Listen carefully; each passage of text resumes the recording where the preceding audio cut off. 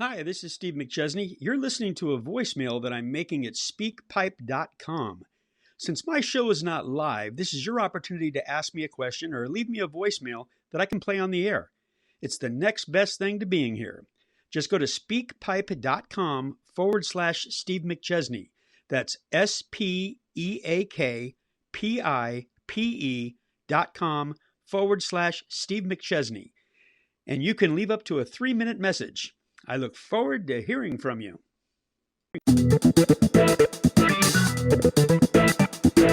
Welcome to Rearranging Change, how you market to an ever-changing world.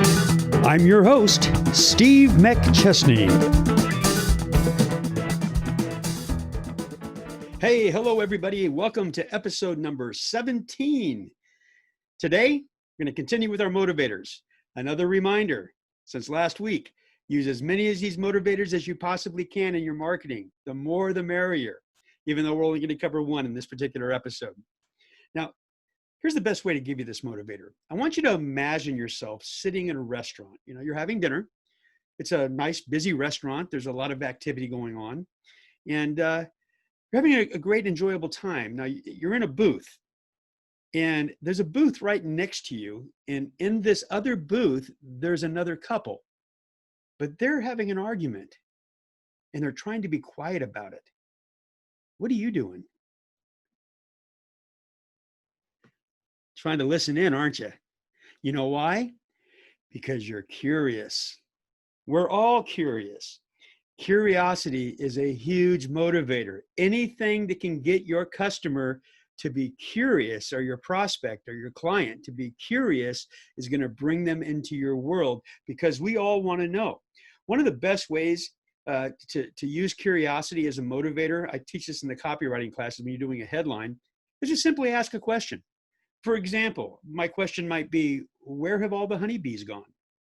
Aren't you kind of curious to find out where they've gone? I'm using curiosity as that motivator. Anything that you can cause curiosity, it's going to get people to be curious about the answer. And I'll tell you who else who does that as well. It's not just in marketing, but it's also done in movies and TV shows. You know, every time there's a commercial that comes on your TV show, right before that commercial comes on, there's some kind of a little cliffhanger where you're going to want to know what happens. So you're going to stick around past the commercial to come back and find out. They're using curiosity as the motivator to keep you going there. And some of the advertising that I've seen out there, in fact, I'll give you a great example who uses curiosity. That's Capital One. Have you seen their commercials? What's in your wallet? You see how they're using a question? Questions cause curiosity. Curiosity is a huge motivator. Look at your product, look at your service. How can you create some curiosity surrounding that product or service? Use it in your marketing. You will have great results. All right, let's listen in to our friend Ron Seggi when we come back. My friends, I'd like to offer you a free copy of my international best-selling book, Rearranging Change, How You Market to an Ever-Changing World. Just simply go to rearrangingchange.com. That's rearrangingchange.com. rearrangingchange.com. I will pay for your book. You simply pay for the shipping and handling. Once again, a little gift from me. Rearranging Change, How You Market to an Ever-Changing World. Go to my website, rearrangingchange.com, and get your free copy today. Now, as we usually do when we come out of that commercial, we've got our pal Ron Seggi, who's joining us on the line right now. Hello, Ron. Hello, Steve. Back again. Thank you for keep on inviting me back. This is great. I'm going to set up housekeeping right here in your own place. I think that's a great idea. And again, I love the fact that you have my book sitting on your desk, which that makes me happy. and you hold it too. Look. Yeah, I see that. For those of you that don't have the visual here, you can always go to YouTube. We'll show you this. It's pretty awesome. Ron, who'd you bring with us? What are you opening the vault for today? Well, a very unique gentleman. I had the opportunity of interviewing him for the first time a few weeks back. And I love to interview people who are movers and shakers in this business. And he is just that. His name is Rob Kosberg. He's my publisher. I had a feeling that you would remember that name.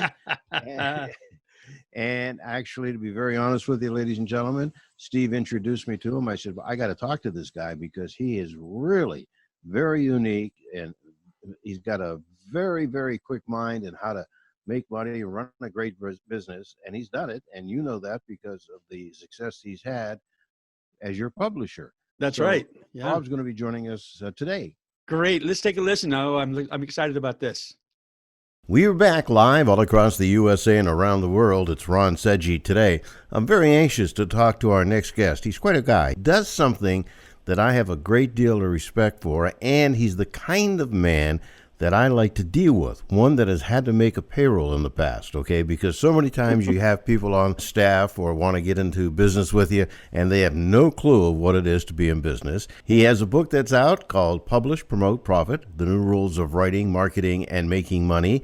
His first book was Life After Debt, and we'll talk about that too. Joining us right now is Rob Kosberg. Hi, Rob. How are you? Welcome to the show. Ron, I'm great, considering all the craziness in the world, and great to be with you. Thanks for having me. Well, I'm glad that you're here, and I hope that you're safe, and I understand that you're going to be our neighbor soon, coming from California to St. Augustine, Florida, a beautiful city. You will love it there. I can't wait. We have a house right on the water, so I can't wait to be there. Well, I will be, after this virus goes away, probably your first house guest. Nice. Okay. Wonderful. Yeah. You have a company called Bestseller Publishing. This is all about how to self-publish a book. There are so many traditional ways of doing this, going to publishing company and being under their control. Tell us about Bestseller Publishing and how you got into this originally, which is very unique, back in 2007. Yeah, I kind of backed my way into it, if you will, Ron. I was going through some of the traditional publishing challenges, writing a book in 2008 and 2009. I was in the real estate business in the early 2000s, very, very successful, of course, right up until the time it wasn't. Very, very challenging time, especially for those that were trying to close loans and the credit market's frozen. I pivoted to financial services business, and I decided to write a book to help establish my credibility and authority in that place, and had no luck at all with traditional publishing, and I can explain more about why that is, but I didn't have what they were looking for, which in essence was a big following, a big list. I found myself trying to do it all myself. I just made every mistake imaginable, all the difficulties and challenges of people promising me the world and not coming through. But, through perseverance, thank goodness, I finished the book. The book was very successful. It actually helped me to launch a multi-million-dollar company. The book became a bestseller. And in spite of all the mistakes, little by little, people started asking me, could you help me to do the same thing that you did with a book? I honestly didn't know if I could help, but I started to and fell in love with it. And, that's brought us to where we are now, some 10 years later. Not to give away the recipe, but what are some of the no's that people do when it comes to publishing a book, including going to a traditional publisher? There's obviously multiple challenges with a traditional publisher. The biggest is that a traditional publisher is going to ask you 4 or 5 questions. You may have the cure for cancer, but if you don't have a big email list, a big social media following, a big platform, then honestly, they're not interested. And they're not interested because traditional publishers actually don't sell books. What they do is they pay you to go sell your book to your list. I didn't have a list at that time, and if someone listening does not have a list, then you're going to waste a lot of time and energy trying to pitch a good idea to people that aren't interested. They're just looking at the business side of this thing. When you talk about a list, now, back in the time that you wrote this book, around 2008, 2009, certainly the internet was very active, but not to the point where it is today, where you almost have to do all of your business on some kind of a social media. And I look back to the books over many, many centuries that have been sold, and of course they didn't have a list. If you don't have a list, is that where you shine? It is. It's where we shine for a couple of reasons. One, if you don't have a list, by list, I'll say that in a generic way. I mean customer list, right, or email list, sure, or social following, or any of those things.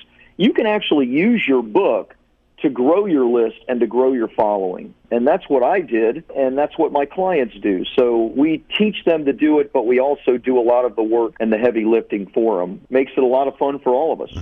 Would this apply, Rob, to something other than a motivational book? or a business book? I mean, could somebody come to you with an autobiography, a biography, a fiction, a nonfiction, or does it work primarily for the target market of people that are in business or wanting to get into business or are in marketing or some kind of an enterprise? Great question. The reason that we primarily focus on business books and nonfiction books is that it's easier to monetize and get a return on your investment when you have something more expensive to sell than a book. I see. And so, my average client, and we've done many biographies. I did a biography some time ago for the former U.S. ambassador to South Africa and the CEO of NPR, National Public Radio, and he used the book to start a speaking career, and very successful one. So if you have something where people are actually willing to give you checks for $5 or $10 or even $100,000, then getting a return on your investment for your book is very, very simple. It's harder $2 at a time. So that's why we focus primarily on business books, because our clients are pragmatic. They want a return for their money, which I completely understand. As you said, I have a payroll. I'm a business guy, so I get what they want. So many people, when they see somebody doing something from afar that they're very good at, and the people looking at it say, well, it looks easy. Many times people say, I want to be an announcer. In writing a book, people always say, I want to write a book, and they have no clue where to start. And then once they get a book, then, of course, it's probably from an English standpoint, not very well written. And then, of course, like in any marketing concept, of course, the old saying, the best mousetrap in the world, but if nobody knows about it, it ain't going to do any good. So what do you do after you've completed these first couple of hurdles, writing the book, figuring out if it's good enough to even publish? Then they come to you. Is that it, Rob? Well, they can come to us at any stage. It's very difficult to write a book. So we've developed a process we call hybrid ghostwriting. Someone who likes to speak, for example, and doesn't prefer sitting down and trying to bang out 1,000 or 2,000 words a day, we can help that person to create a book in a number of weeks. So at any stage, from idea and concept all the way through to actual media and PR and that kind of thing, we can help somebody. It just depends on what their needs are. Many business people aren't writers first and foremost, so they typically need help with the writing process also. And you have had clients like Kevin Harrington from Shark Tank and the CEO of Subway, Jim Hansen. And a very dear friend and associate of mine, partner, is a gentleman by the name of Steve McChesney, who I know you just published his book, and it immediately became a success. I mean, that was staggering to me. So whatever you're doing it right on the money. Thank you. Yeah, I love Steve. Obviously, there is marketing involved, right? And so if you have somebody that has a good idea and a good concept, then, what we have to do is we have to find the market, find the audience for those people. And, it's actually easier than it's ever been because of the internet. So we're going to websites that many of these sites get millions of visitors every single month. They're looking for books on specific topics, specific genres. And we basically put our clients' books in front of these millions of people that are already raising their hands saying, hey, I want a book on this topic. It's simple. We've been doing it for 10 years, so maybe it's not as easy as I'm making it sound, but there is an audience for just about everything these days. The website, I've been to it. In fact, I went to it this morning. Very comprehensive and a lot to tell. PublishPromoteProfit.com, right, Rob? Yeah, PublishPromoteProfit.com is actually where people can get my most recent best-selling book. I'm giving it away for free on that website, except we actually ship a copy to people, so we ask them to pay for the shipping charge only. Our main website is bestsellerpublishing.org. That's where kind of our generic site is that gives information on our various programs and our clients. If somebody is looking to try to figure this stuff out for themselves, the PublishPromoteProfit.com site is certainly a good one to get the book and learn the process. Great. And the latest book is Publish, Promote, Profit, The New Rules of Writing, Marketing, and Making Money. And the first book that Rob did was called Life After Debt. And that's still available, is it not? It is still available and probably is doing better than it's done in quite some time because of all the challenges that that we're facing right now in the economy. Sure. and because of the coronavirus. But yes, that is still available. I have a couple of others, and of course I have a couple new ones that we're coming out with right now as well, all in the writing space. Well, anytime you want to come back, make sure that you let us know. We'd love to have you back. And welcome to Florida. Let me be the first to say that to you. And again, thanks for joining us, and we look forward to your next appearance on the show, Rob. Ron, thanks so much. Great to be with you. Thanks for the great questions.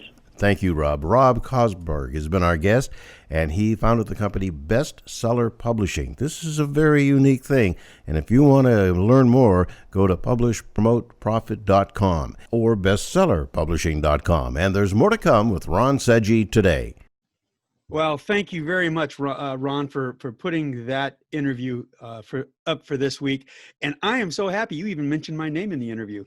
Well, how could I not mention your name in the interview? I mean, you were the reason that he was on the air. And then after I got him on, I thought, wow, this guy's terrific. And he really is. He's very entertaining, very exciting, and a very effective and successful entrepreneur. He's a smart guy. He's really a smart guy. Yeah.